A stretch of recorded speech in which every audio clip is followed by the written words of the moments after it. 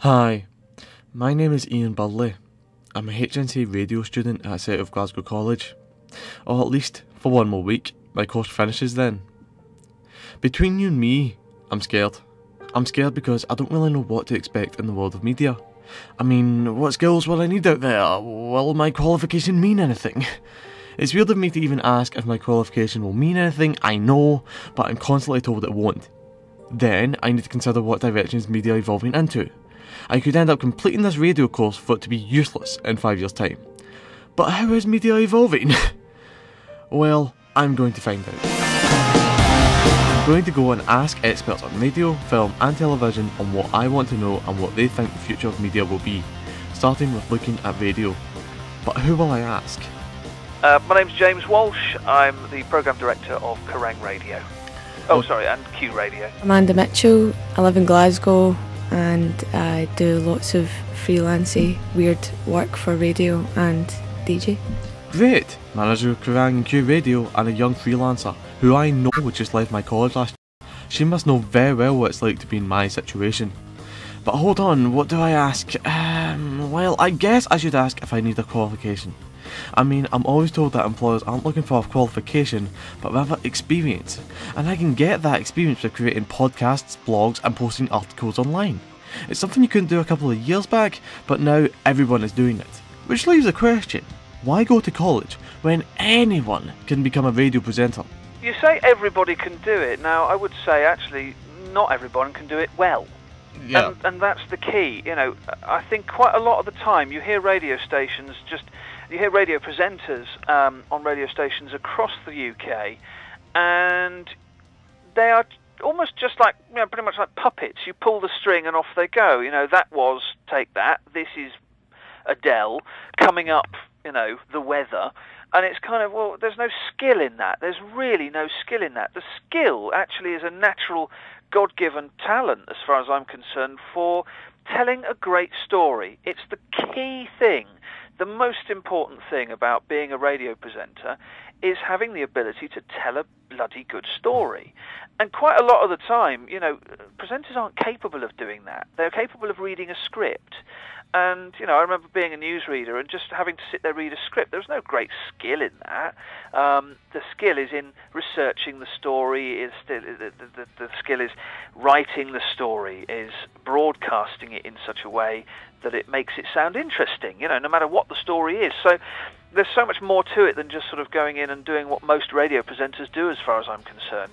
In terms of qualifications, well, of course, if you're going to be a journalist, then yes, you need some sort of legal training and legal know-how. That's obviously incredibly important, but not necessarily essential, because companies do offer in-house training for legal matters. But in terms of presenting, it kind of helps to know the technology, but the most important thing to my mind is having the ability to just sit in front of a microphone and speak and say interesting things and talk about stuff that is of interest to your audience, whether it's a radio station for teenagers, whether it's a radio station for pensioners.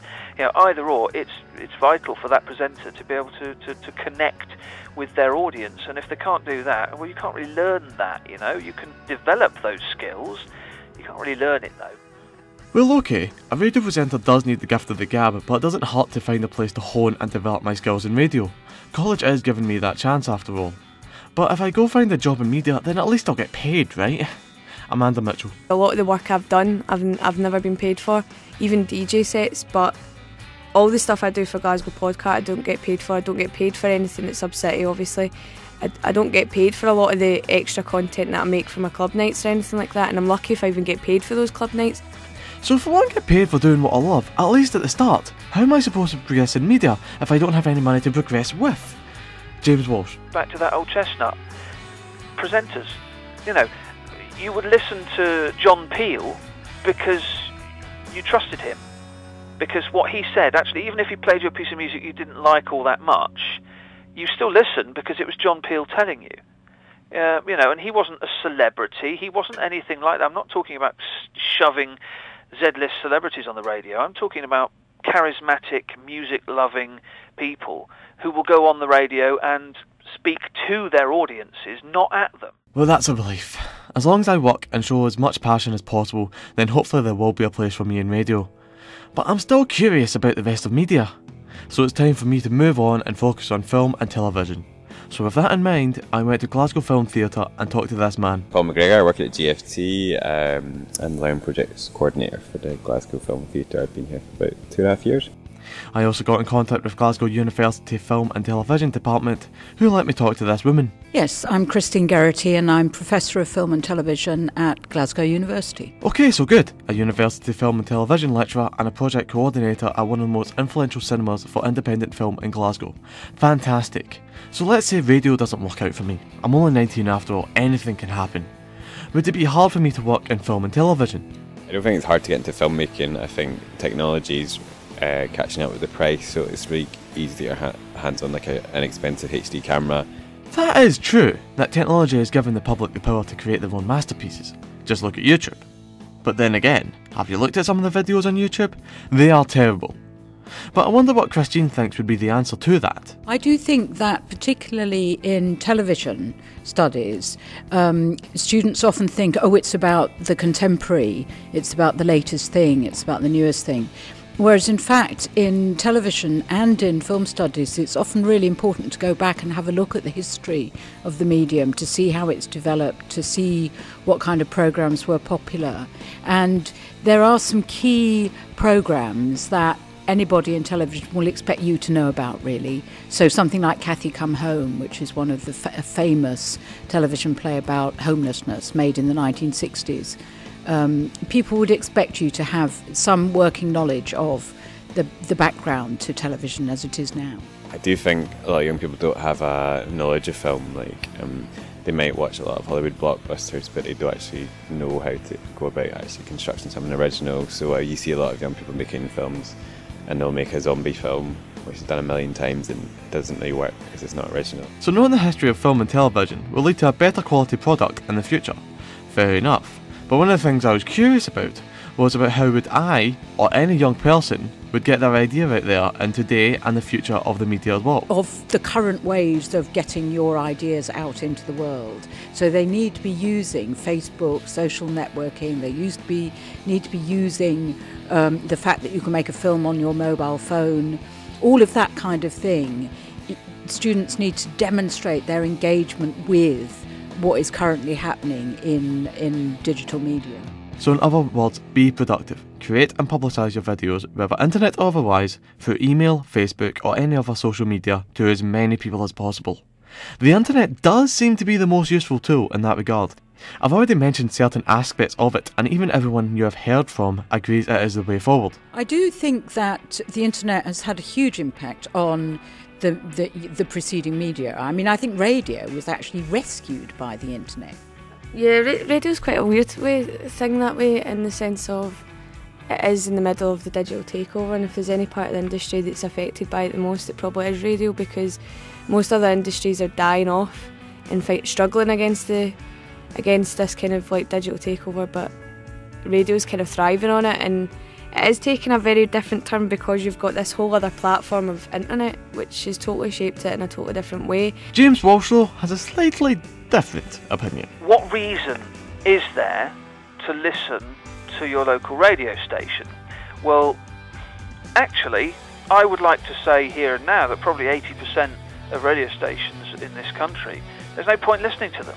Why would you listen to them other than for the music? Now, the next generation of people, the next generation of kids are going to be tuning into their radios and wondering what the hell they're bothering for, because actually all they get is a bunch of music that they can get from elsewhere anyway, from the internet or whatever, create their own playlists, and they don't get the annoying adverts or boring presenters stating the obvious about the weather and what time it is and what's coming up on the programme. Well, there's no reason to listen to most radio stations in my view, and that's what I think podcasting is fantastic and will continue to soar in popularity, and why not? It's a fantastic thing, but we as an industry, as a radio industry, need to tap into that and start looking at it and looking at ways of not competing against podcasting, downloading, the internet, smartphones.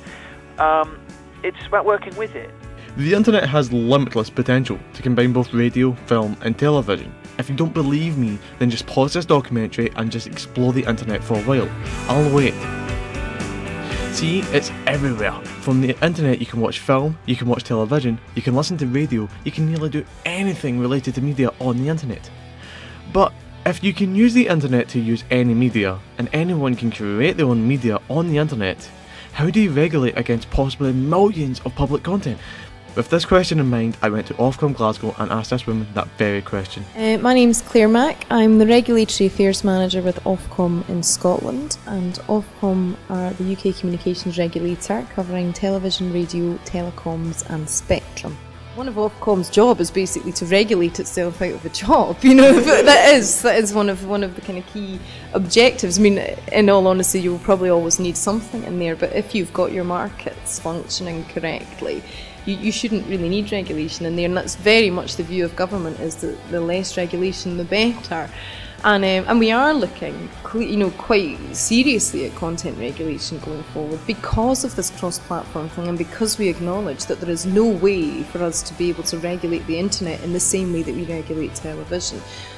For television, we have a broadcasting code which covers television and radio, and it covers pretty much all aspects of it.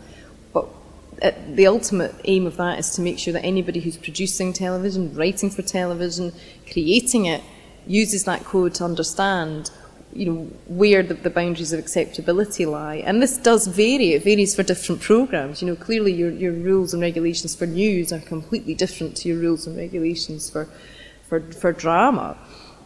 And it is about understanding what it is that you're producing and who it is for. But you've hit the nail on the head. Actually, essentially, as time goes by and as platforms become distinctly more blurred and people do self-regulate more, you do need less by way of content regulation.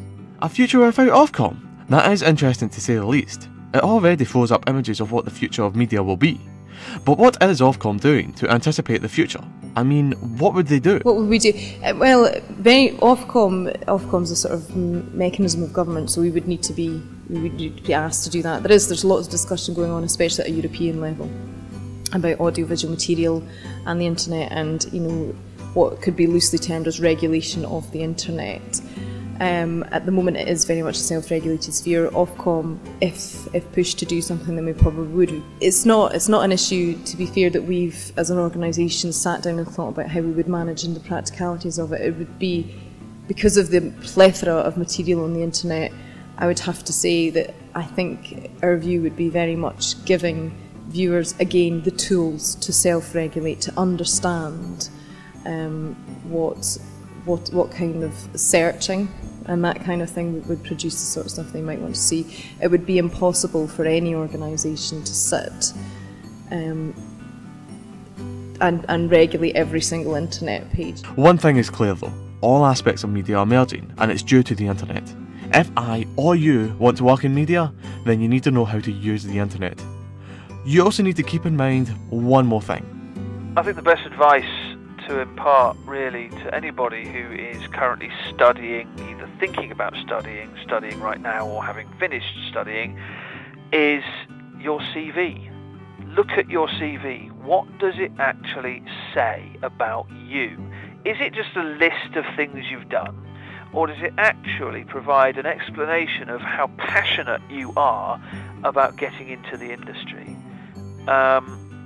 It's so easy to just sit there and write a list of what you've done, but if I get that on my desk, I'm afraid you might get a response to say thanks but no thanks. But it'll go in the bin because it'll be boring and it will not tell me anything about you as a person. You don't go on the radio and just reel off a list of stuff. You go on there and you get excited about the music, and then you tell a story about what you did last night and the last gig you went to. Tell me something about yourself on your CV. That's the most important thing to my mind. And if your CV doesn't have much on it, go and fill it up. Go out and do stuff. Apply for work placements, and bug the hell out of these people. If you want a work placement at Radio 1, go and get one. So to work in media, I need to be passionate, interesting, and annoy the hell out of places where I want media work experience or a job in media. I also need to know how to work the internet, because that's how media will evolve in the future. Between you and me, I'm not scared of working in media anymore.